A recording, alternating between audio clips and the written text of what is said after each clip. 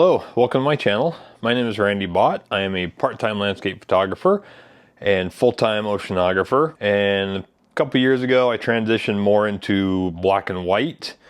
I still do color photography because, sometimes the sunrise and sunset is just worth shooting. But I tend to go out in kind of gray days and really try and shoot black and whites. Like this image here is really foggy that morning at the Astoria Megler Bridge. So that's where most of my focus goes anymore.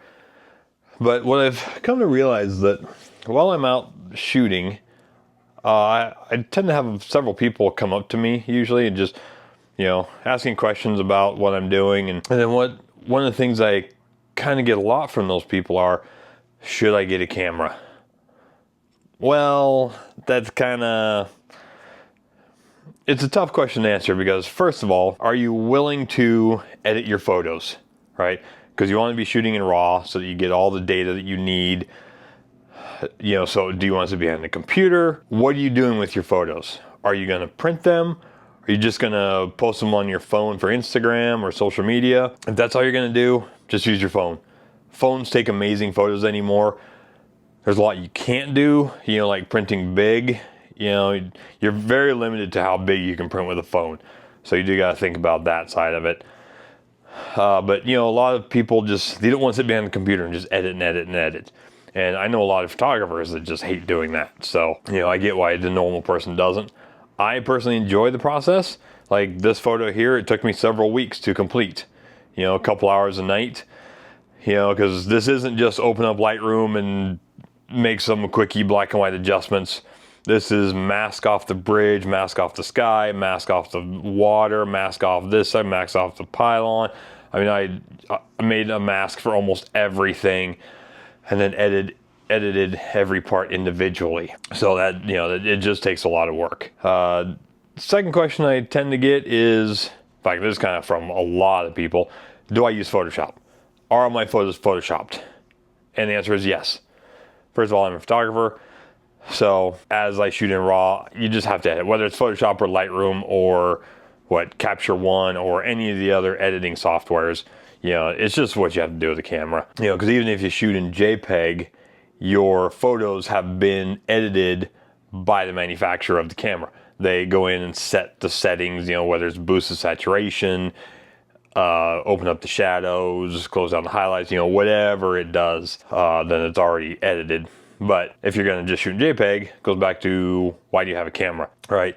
So, and also one other thing, if I look a little out of it, it's severe allergy season for me. So my eyes are all puffy and I take all kinds of drugs and stuff right now to try and keep me semi-normal throughout the day. But fortunately, a few weeks from now, I should be clear after my little allergy season goes away. So it's not just me, it is the allergy season. So another question, do I have a favorite lens? And the answer to that is yes, the one I'm using at the time.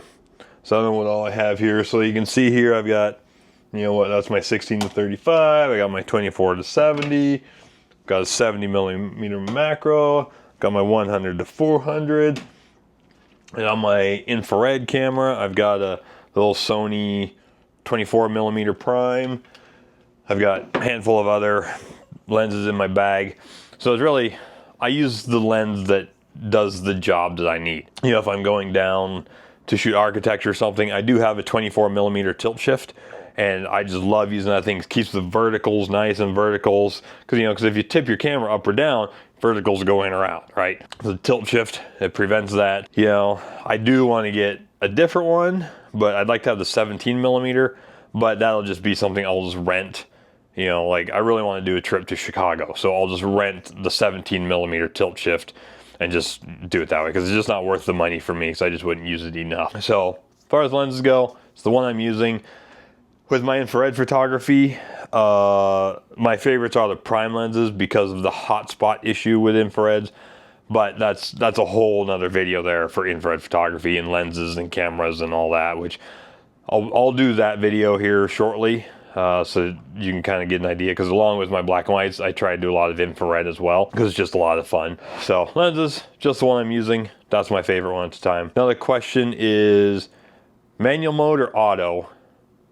If you're going to have a camera, you can use auto, but you need to know manual mode. Know what your aperture and your shutter speed and your ISO do and how they work together and all that. You know, a lot of your wildlife guys, your action photographers and all that, they'll do what's kind of like a semi-auto. They'll use aperture or shutter priority, and that just, you set one of those, whichever priority you're using, and then your camera takes care of everything else. Because you need 1/800th of a second shutter speed to freeze the Formula One car or the bird flying away or something.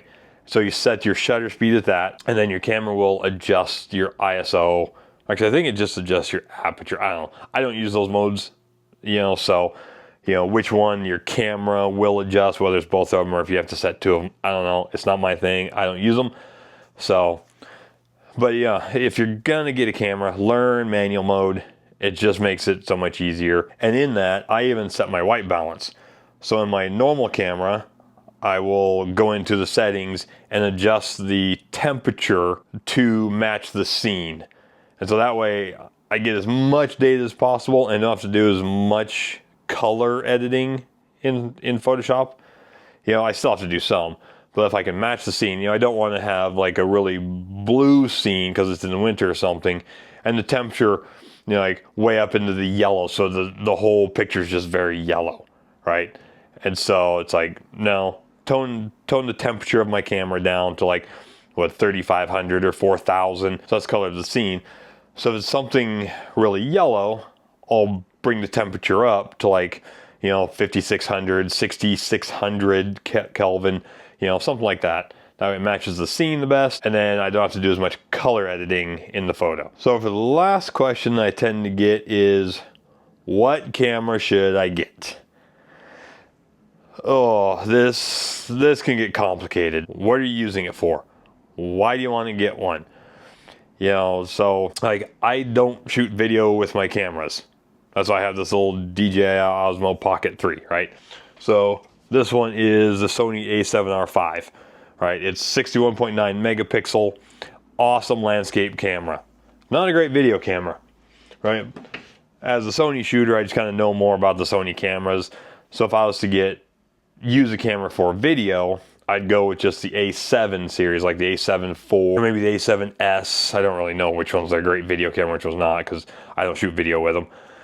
You know, so, because while they're still a full frame camera, their megapixels are much smaller. And so they work better in low light.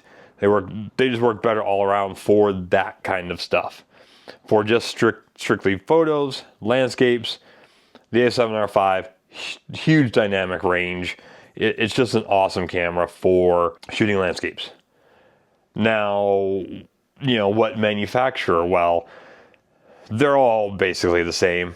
I'm a Sony shooter because when I was finally ready to upgrade to a full frame camera after my very first one, Sony at the time was the only mirrorless, and you could see that was the direction everybody was moving. And so I just bought a Sony.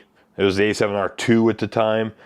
And so by the time I get all my lenses and all that, I'm not going to switch camera manufacturer. It's just not worth it to me because I have to buy all new lenses, I have to go through that whole rigmarole. It's just not something I'm willing to do. So I've just stuck with Sony's, and you know, I just bought my A7R5, I don't know, last year I think. I had the A7R II for years. It finally just kind of started to die. You know, if I tried to bracket, the shutter would get stuck and it would just cause all kinds of problems. So eventually I was like, well, okay, it's time to upgrade. You know, so as far as the manufacturer goes, go to your local camera store, try them all out. Which one feels good in your hands? What menu system do you like? Because, so my A7R IV, which is my infrared camera, this one still has the old menu system that Sony's have always used. It is horrendous. Finally, with the A7R5, they fixed it. Now I can set custom menus, and so the things that I use the most, I can just go to my custom menu, grab that thing, change it, and do my thing. Well worth the effort, you know, but I don't know how Canons or Nikons or Fujis or anything, I don't know how any of those work or how they're set up. So, you know, go to your local store, find the one that works best for you, find the one that's comfortable in your hands, and just go with that. You know, don't spend a lot of money, you know, because the biggest thing is you don't know if you're going to like it or not, right? And so my first camera system was a Canon SL1, came with 2 kit lenses. It was like $600 total for everything. So it wasn't that bad. Little did I know that was going to kind of take over my life, but it is what it is. I really enjoy it, you know. It's the only thing I really look forward to if I haven't gone out shooting in a while. I kind of get antsy and really want to go on a road trip or go do something where I've just never had anything like that. You know, I used to race bicycles, you know, on the road and then cyclocross, and it was just like, yay, another race, yay. You know, it just wasn't as exciting, you know. Maybe it's because it was kind of an everyday thing. I was riding or training or doing something like that. So, you know, the camera kind of took over my life. And so I just really enjoy everything about the photography process. In fact, last year I started doing art fairs. So I've printed my stuff very large. And that's just seeing your stuff printed large, even this big. This is a 16 by 24 metal print. Even that is just amazing, just seeing your work finalized. But if you don't get to that point, you don't want to have spent the money for a full frame camera, all the lenses and all that. So either buy a used one or buy a fairly cheap new one, or I shouldn't say cheap, inexpensive new one, and just see if it's something you want to spend the time on. Do you want to learn manual mode? Do you want to learn all the stuff that goes with photography? You know, so that's something you're gonna have to decide and go from there. For the most part, those are about the 5 questions I normally get. You know, it's, should I get a camera? Do I use Photoshop? Do I have a favorite lens? Do I use manual mode or auto? And what camera should I get? So, you know, if you can kind of go through those questions yourself as well, you know, and then you can kind of answer the question if you actually want to buy a camera, and then you can go from there. So I really enjoy it. I think it's worth it. So that'll be up to you. Earlier in the video, I said that, you know, I've transitioned more to a black and white photographer. And like I said, like this one here, that's an infrared from Seattle. So I'll actually do a video on my infrared camera with all I do, the filters and all that stuff. And if you want, you can check out my website. It's randybottphotography.com. I am offering a Oregon Coast workshop this fall. I'll probably start in like Bandon area and then work our way probably north as it goes on from Bandon to Yachats to Cannon Beach up to Astoria. You know, but there's also stuff on the southern side. So it just all depends on, you know, what the group feels like doing and where we feel like going, what the weather's doing. That's a big part of it. So if you want, you can check that out. I'll put the link to that in the description. Otherwise, you know, don't forget, hit the like and subscribe button. And don't forget to, I guess, hit the bell thingy. I don't know. I don't know much about this whole YouTube thing and what all you're supposed to hit or hit like and thumbs up or thumbs down, you know. So, like I said, hit the subscribe, the like button, hit the bell so you'll be notified when I post another video. And check out my website, like I said, randybottphotography.com. And I'll see you in the next video. Thanks.